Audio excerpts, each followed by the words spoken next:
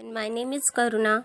Today our topic for study is Central Nervous System, केंद्रीय स्नायु तंत्र. Central Nervous System, the CNS is the center of all neural activities. केंद्रीय तंत्रिका तंत्र सभी सामान्य गतिविधि का केंद्र है. It integrate all incoming sensory information, perform all kinds of cognitive activities and issues motor commands to muscles and glands. यह सभी आने वाली संवेदी जानकारियों को एकत्रित करता है जो सभी प्रकार की संज्ञानात्मक गतिविधियों को संचालित करता है और मांसपेशियों और ग्रंथियों को मोटर कमांड जारी करता है. सेंट्रल नर्वस सिस्टम क्या करता है, जो भी हमारे जो सेंसेस हैं उनके थ्रू जो इन्फॉर्मेशन आ रही होती है उस सबको इकट्ठा करता है, उसको एनालाइज करता है और फिर हमें रिस्पॉन्सेस देता है मोटर कमांड्स तक भेजने के लिए, जिससे कि हम अपनी दिन प्रतिदिन की प्रक्रियाएं कर पाते हैं. The CNS comprises of the CNS मिलकर बना है मस्तिष्क और spinal cord, brain and spinal cord. The brain and behaviour. It is believed that the human brain has evolved over millions of years from the brains of lower animals and this evolutionary process still continue. मस्तिष्क और व्यवहार. यह माना जाता है कि मानव मस्तिष्क कम जानवरों के दिमाग से लाखों वर्षों में विकसित हुआ है और यह विकासवादी प्रक्रिया अभी भी जारी है. जो हमारा माइंड है, पहले जो इवोल्यूशन का जो प्रोसेस है उसमें जब छोटे छोटे ह्यूमन बींग्स पृथ्वी में बनना शुरू हुए तो उनके अंदर भी दिमाग था. उसके बाद जैसे जैसे विकसित होके ह्यूमंस बने, उन छोटे जानवरों से ह्यूमंस का जो माइंड है वो काफ़ी विकसित है. फिर भी और भी ज़्यादा विकसित होने की प्रक्रिया जो है अभी भी हमारे माइंड के अंदर चल रही है. The limbic system, brain steam and cerebellum are the oldest structures while cerebral cortex is the latest development in the course of evolution. Limbic system, brain stem और सेरिबेलम सबसे पुरानी संरचनाएं हैं जो लोअर लेवल के ऑर्गेनिजम्स के brain में भी उपस्थित होती थी, जबकि जो सेरिबेलम कॉर्टेक्स है और वो क्या है, अभी जो विकसित पाठ्यक्रम में नवीनतम विकास है. जो अभी हमारा लेटेस्ट ऑर्गन फाउंड हुआ है ब्रेन में वो हमारा क्या है, cerebral cortex. Structure of the brain, मस्तिष्क की संरचना. For the convenience of study the brain can B divided into 3 parts. अध्ययन की सुविधा के लिए मस्तिष्क को 3 भागों में विभाजित किया जा सकता है. Hind brain, mid brain and fore brain. Hind brain यानी कि पिछला मस्तिष्क. Hind brain is situated behind the mid brain. Hind brain consist of several parts of the brain which are as follows. पिछला मस्तिष्क मध्य मस्तिष्क के पीछे स्थित है. हाइंड यानी कि पिछला मस्तिष्क में मस्तिष्क के कई भाग होते हैं जो कि इस प्रकार हैं.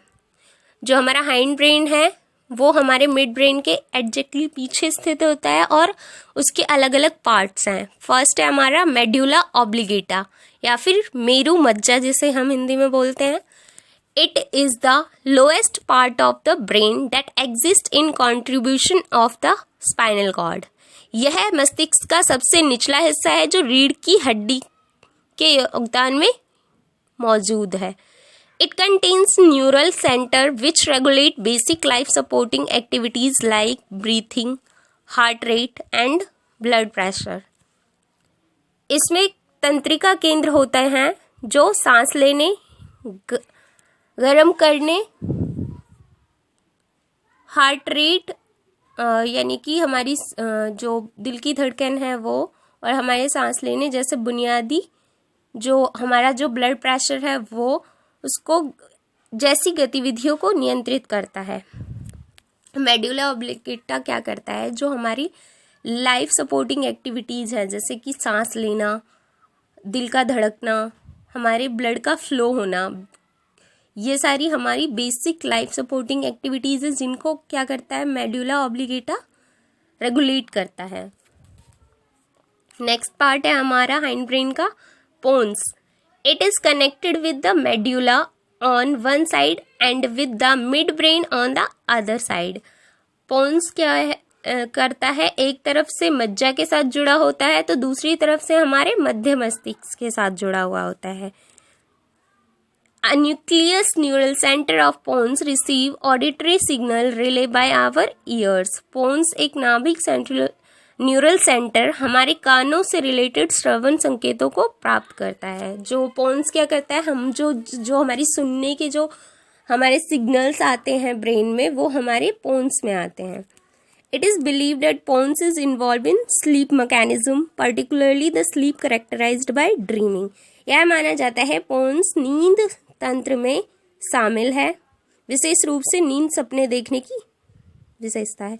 जो pons है हमारा वो बेसिकली जो हमारी जो ड्रीम्स होते हैं उनको संचालित करने में, जो हमारे ड्रीम्स हम देखते हैं उसके पीछे pons का हाथ होता है। हम क्या देख रहे हैं वो pons डिसाइड करता है, हम अपने सपने में क्या क्या सोच रहे हैं। नेक्स्ट पार्ट है हमारा सेरिबेलम।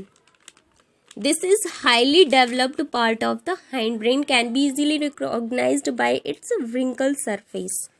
सेरिबेलम क्या है, यह हाइंड ब्रेन का अत्यधिक विकसित भाग है। इसे झुर्रीदार सतह द्वारा आसानी से पहचाना जा सकता है।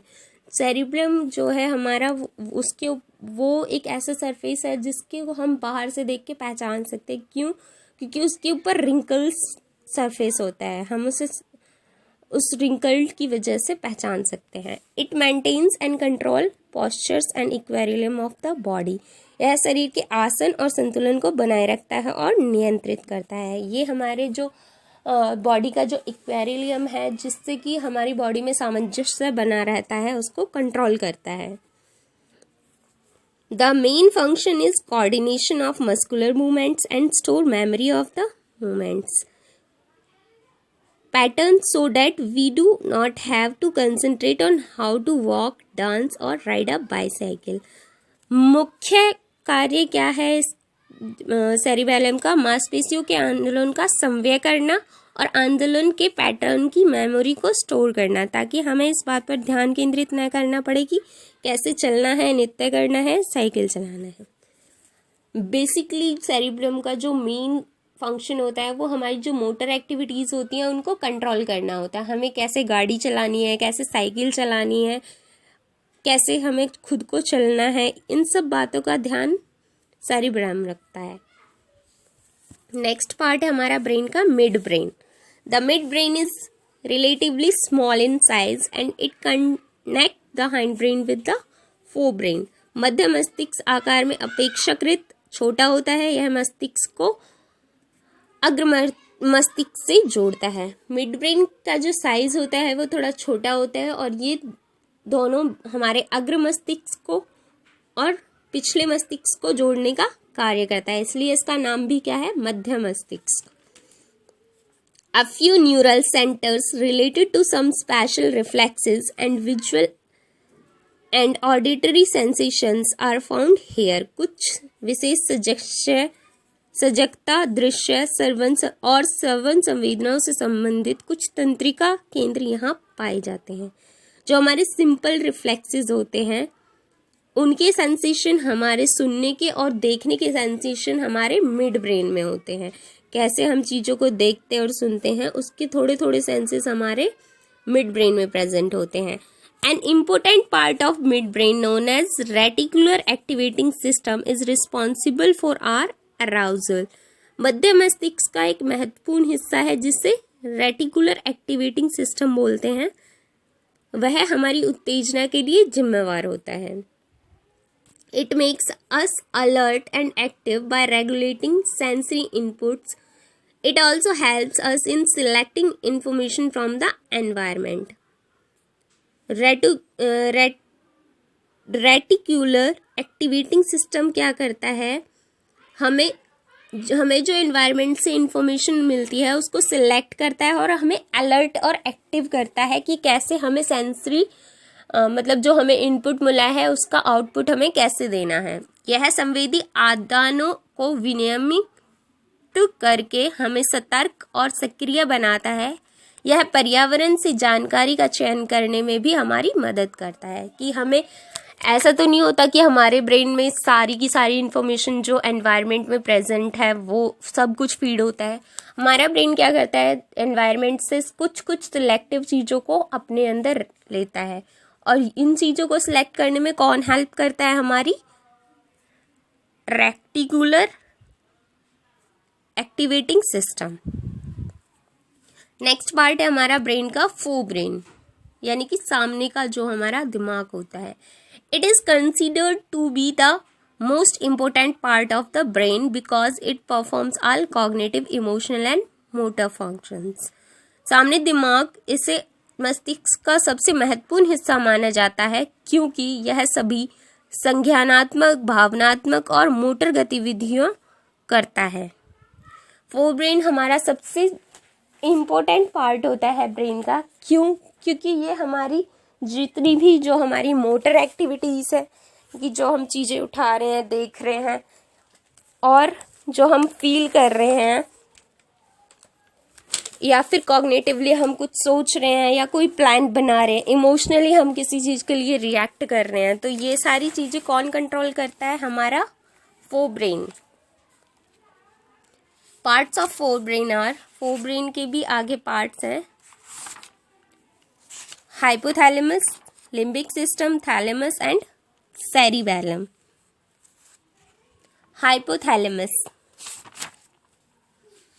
hypothalamus is one of the smallest structure found in the brain but plays a vital role in our behavior।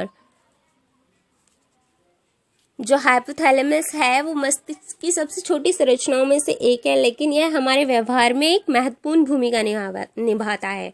Hypothalamus बहुत छोटा पार्ट है हमारे ब्रेन का, लेकिन जो भी हम बिहेवियर, हमारा जो आउटवर्ड बिहेवियर हमें दिखाई देता है वो हाइपोथैलेमस की वजह से ही दिखाई देता है लोगों को। It regulates physiological processes involved in emotional and motivational behaviour such as eating, drinking, sleeping, temperature regulation and sexual arousal. यह भावनात्मक और प्रेरक व्यवहार में शामिल शारीरिक प्रक्रियाओं को नियंत्रित करता है, जैसे कि खाना पीना, सोना, तापमान विनियमन और कामोत्तेजना। हमारा हाइपोथैलेमस हमारी जो हम चीज़ें खाते हैं, पीते हैं, या फिर हम किसी चीज़ को लेके मोटिवेट होते हैं, इमोशनल रिस्पॉन्सेस शो करते हैं, हमारी बॉडी का टेम्परेचर कैसे रेगुलेट होना चाहिए, कितना कब बढ़ना चाहिए, कब नॉर्मल होना चाहिए। सेक्सुअल अराउजल में भी हाइपोथैलेमस एक इम्पोर्टेंट रोल प्ले करता है। It also regulates and controls the internal environment of the body and regulates the secretion of hormone from various endocrine glands। यह शरीर के आंतरिक वातावरण को नियंत्रित करता है और विभिन्न अंतःस्रावी ग्रंथियों से हार्मोन के स्राव को भी नियंत्रित करता है। हाइपोथैलेमस क्या करता है, हमारी बॉडी के जो इंटरनल एनवायरनमेंट, यानी कि हमारा ब्लड प्रेशर, हमारा जो टेम्परेचर है, इन सारी चीज़ों को कंट्रोल करके रखता है कि वो सब नॉर्मली फंक्शन करते रहें, और जो हमारे जो हार्मोन्स जो सीक्रेट हो रहे हैं अलग अलग डक्ट्स के थ्रू, वो हमारी बॉडी में परफॉर्म कर सकें उनके फंक्शंस। इन सब को रेगुलेट करता है हाइपोथैलेमस। नेक्स्ट है हमारा limbic system. This system is composed of a group of structure that form part of old mammalian brain. यह प्रणाली संरचनाओं के एक समूह से बनी है जो पुराने स्तनधारी मस्तिष्क का हिस्सा थे। लिम्बिक सिस्टम क्या है, हमारा ओल्डेस्ट जो मैमेलियन थे उनके जो ब्रेन में पार्ट था, ये उसी का एक हिस्सा है, और इसमें अलग अलग स्ट्रक्चर्स मिलके एक जगह काम कर रहे होते हैं। It helps in maintaining internal homeostasis bye regulating body temperature, blood sugar और ब्लड शुगर लेवल। यह शरीर के तापमान, रक्त शर्करा के स्तर को विनियमित करके आंतरिक हीमोस्टेसिस को बनाए रखने में, जो हमारे अंदर का जो हीमोस्टेटिस यानी कि जो हमारे अंदर जो प्रक्रियाएं चल रही होती हैं ब्लड शुगर को लेके, बॉडी टेम्परेचर को लेके, उन सब को बनाए रखने में हेल्प करता है। It has close link with the hypothalamus. Besides hypothalamus the limbic system comprises the hypothalamus and amygdala. Limbic system के ही पार्ट हैं हाइपोथैलेमस और amygdala. The hippocampus play an important role in long-term memory. Hippocampus दीर्घकालीन memory यानी कि स्मृति में एक महत्वपूर्ण भूमिका निभाता है। The amygdala play an important role in emotional behaviour. जबकि जो एमिगडला है वो व्यवहार में एक महत्वपूर्ण भूमिका निभाता है। हिप्पोकैम्पस का क्या काम है, वो हमारी जो मेमोरी है उसको काफ़ी टाइम तक याद रखने में हेल्प करता है, जबकि जो हमारा एमिगडला है वो इमोशनली हमें कैसे परफॉर्म करना है उस चीज़ को रेगुलेट करता है। Thalamus it consist of an egg shaped cluster of nerve neurons situated on the ventral side of the hypothalamus. Thalamus क्या करता है, इसमें हाइपोथैलेमस के उदर पक्ष पर स्थित न्यूरॉन के एक अंडे के आकार का क्लस्टर होता है। हाइपोथैलेमस क्या होता है, इसका जो स्ट्रक्चर है वो एक एग के जैसा होता है, ओवल जैसा, और इसमें बहुत सारे न्यूरॉन एक साथ सिचुएटेड होते हैं वेंट्रल साइड में। It is like a relay station that receive all incoming sensory signals from sense organs and send them to appropriate part of the context for processing.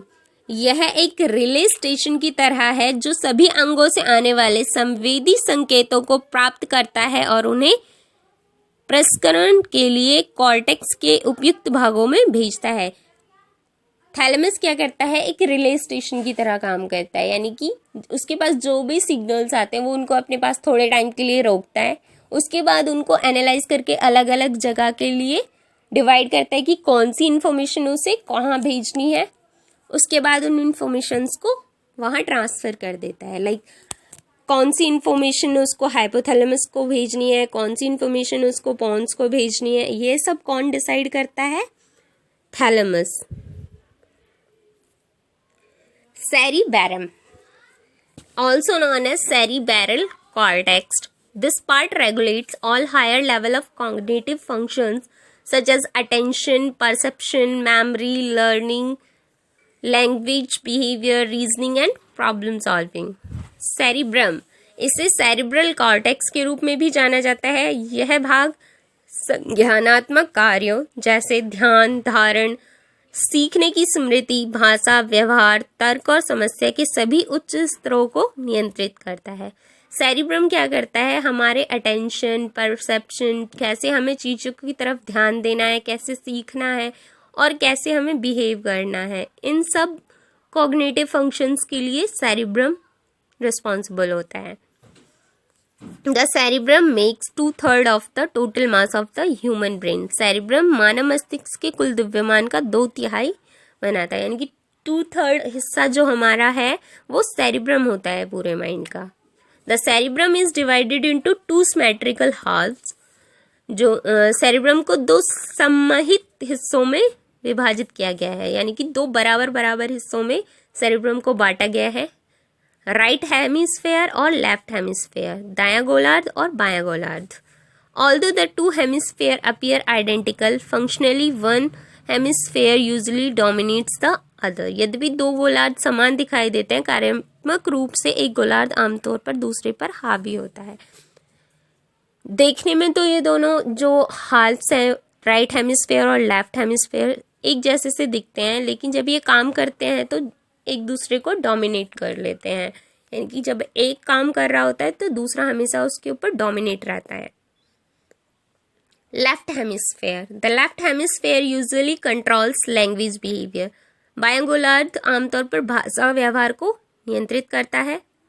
Right hemisphere, mainly जो left hemisphere है उसका काम है हमारी language को control करना। Right hemisphere, the right hemisphere is usually specialized to deal with images, spatial relationship and pattern cognition. जो हमारा राइट गोलार्ध है वो क्या करता है, आमतौर पर छवियों,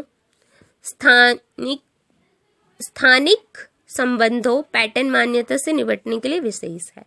जो हमारा लेफ्ट है वो सिर्फ लैंग्वेज को कंट्रोल करता है, जबकि जो राइट है वो हम जो इमेजेस देखते हैं, जो पैटर्न्स बने होते हैं उनको कैसे समझना है। लाइक जैसे हम जब कार पार्किंग के लिए जा रहे होते हैं तो वहाँ पे एक कार का बोर्ड बना होता है और उसके बाद उसके साइड में नीचे लिखा भी होता है कार पार्किंग, पर जैसे हमें उतना पढ़ने की ज़रूरत नहीं होती, सिर्फ हम देख के ही समझ जाते हैं कि अगर यहाँ कार खड़ी हुई है तो ये पार्किंग एरिया है, और अगर कार खड़ी हुई है और उसके ऊपर क्रॉस का साइन लग रहा है तो मतलब नो पार्किंग एरिया है। जो हमें साइंस को समझने में हेल्प करता है वो हमारा कौन सा एरिया है? Right hemisphere. These two hemispheres are connected by a wide bundle of myelinated fibers called corpus callosum that carries messages back and forth between the hemisphere। ये दो गोलार्ध एक प्रकार की पुदीना तंतुओं के एक सफेद बंडल से जुड़े होते हैं जिसे कॉर्पस कॉलोसम कहा जाता है, जो गोलार्धों के बीच संदेशों को आगे पीछे करता है। जी ये दोनों जो राइट और लेफ्ट हेमिस्फेयर हैं बीच से कनेक्ट होते हैं कॉर्पस माइलिनेटेड फाइबर्स से, जिनको क्या बोला जाता है? Corpus callosum. और ये जो मैसेजेस होते हैं राइट हेमिस्फेयर से, जो मैसेजेस लेफ्ट में जाने होते हैं और लेफ्ट से राइट में आने होते हैं, उनको भेजने का और वापस लेने का काम करते हैं कॉर्पस कॉलोसम, राइट और लेफ्ट हेमिस्फेयर में।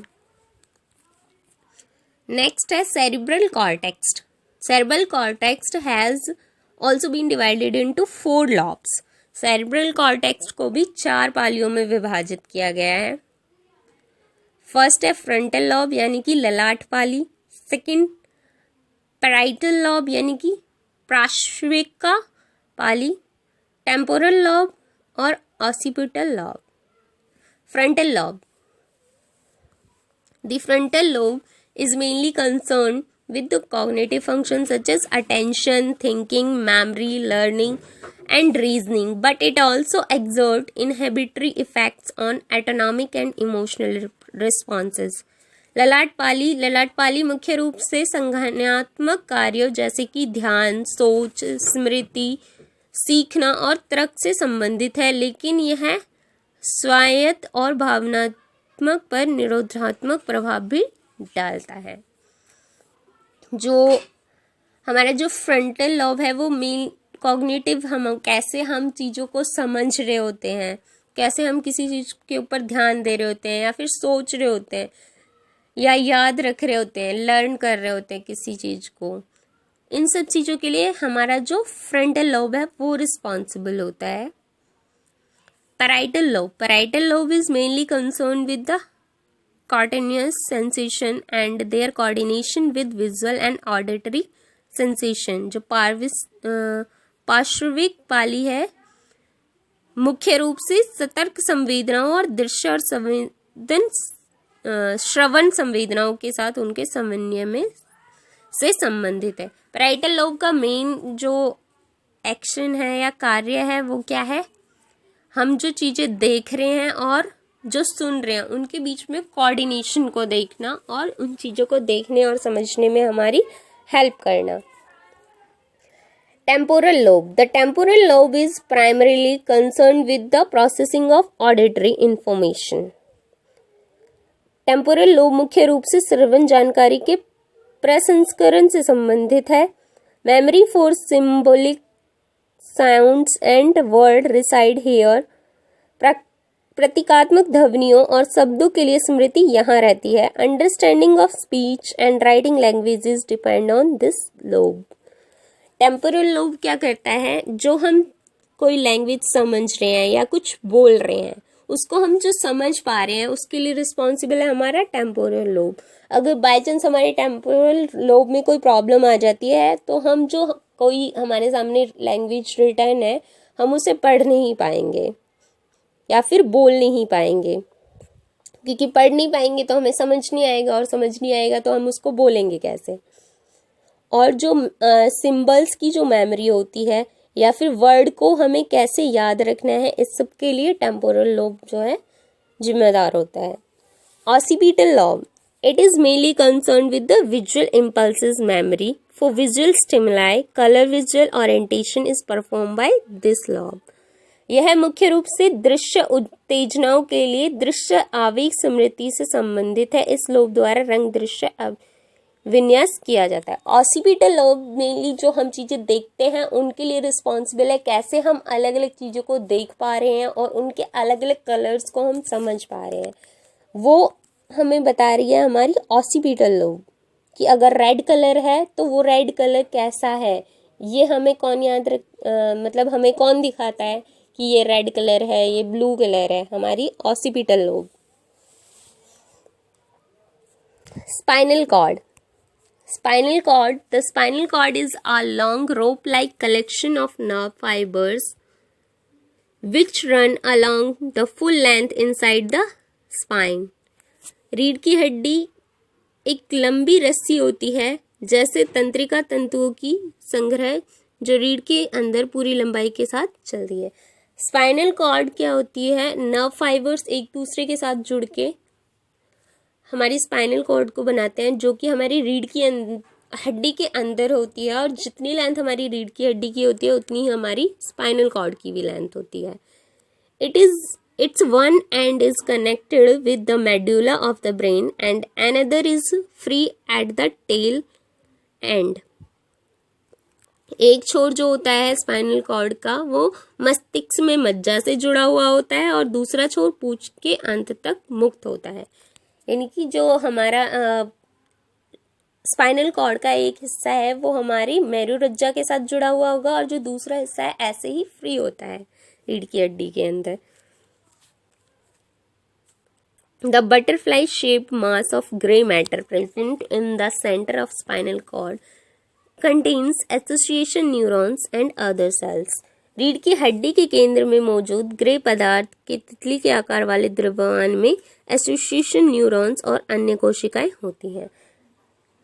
एक बटरफ्लाई शेप का ग्रे मैटर हमारा प्रेजेंट होता है स्पाइनल कॉर्ड में, जिसमें सारी की सारी कोशिकाएं क्या होती हैं? आपस में जुड़ी हुई होती हैं।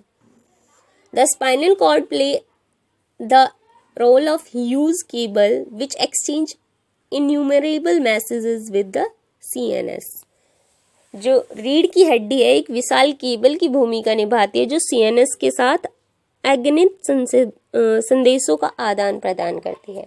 जो हमारी स्पाइनल कॉर्ड होती है वो एक तार की तरह होती है जो क्या करती है, जैसे जो भी हमारे मैसेजेस होते हैं, सेंसरी इनपुट्स होते हैं, वो सारे हमारे ब्रेन तक जाएं और ब्रेन से मोटर रिस्पॉन्सेज हमारे बॉडी के अलग अलग ऑर्गन्स तक जाएं। इन सब में जो नर्व्स काम करती हैं वो सारी हमारी स्पाइनल कॉर्ड के साथ कनेक्ट होती हैं।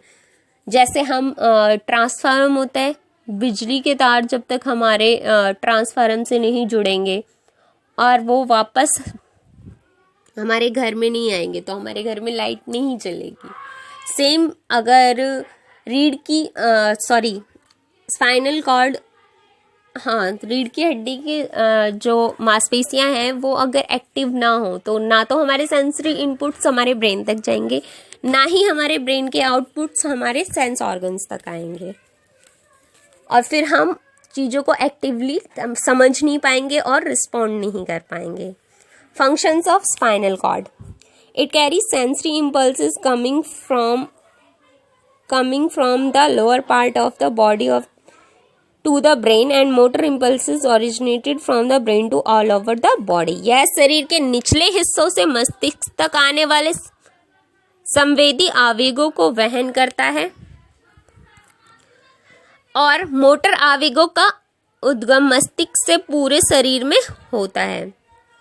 यह जो मेन फंक्शन होता है कि जो हम इंफॉर्मेशन यानी कि जो मैसेजेस हमारे ब्रेन तक जा रहे हैं हमारे इनपुट्स के रूप में हमारे सेंस ऑर्गन्स के थ्रू, और जो ब्रेन उनको रिस्पॉन्सेस दे रहा है उनको वापस ऑर्गन्स तक पहुंचाना मेन काम होता है हमारी रीढ़ की हड्डी का या फिर स्पाइनल कॉर्ड का। It performs some simple reflexes that do not involve the यह कुछ सरल सजगता करता है जिसमें मस्तिष्क शामिल नहीं होता। कुछ सिंपल रिफ्लेक्सेस भी होती हैं जो सीधे हमारी स्पाइनल कॉर्ड से आ जाती हैं, उसमें ब्रेन का कोई रोल नहीं होता। Reflexes: a reflex is an involuntary action that occur very quickly after its specific kind of stimulation. Reflexive action क्या होता है? एक अनैच्छिक क्रिया है जो विशिष्ट प्रकार की उत्तेजना के बाद बहुत जल्दी होती है. Reflex action are inherited in our nervous system through evolutionary processes. Reflex action हमारे तंत्रिका तंत्र में विकासवादी प्रयोगों के माध्यम से हमें विरासत में मिले हैं. For example I blinking reflex. जब हमारी तरफ कोई चीज़ बहुत ज़्यादा तेजी से कोई फेंकता है तो हमारी जो आईज़ हैं वो अपने आप बंद हो जाती हैं. वो क्या है? एक हमारा रिफ्लेक्स एक्शन है कि हमारी आईज़ अपने आप को बचाती हैं कि उस चीज़ से हमें जो हमारी तरफ आ रही है कोई नुकसान ना हो. जो अचानक से चीज़ें हो जाती हैं उनको बोलते हैं रिफ्लेक्स एक्शन. जैसे कई बार हमारे हाथ एकदम से दूर जाते हैं चीज़ों से. जैसे अगर हमारा हाथ बाय चांस किसी मोमबत्ती के पास जाता है या किसी जलती हुई चीज़ के पास जाता है तो एकदम से हमारा हाथ जब वहाँ से हटता है वो होते हैं हमारे reflex action. Thank you for watching the video. If you like the video please share, like and subscribe my channel. Press the bell icon for the upcoming videos. Thank you everyone.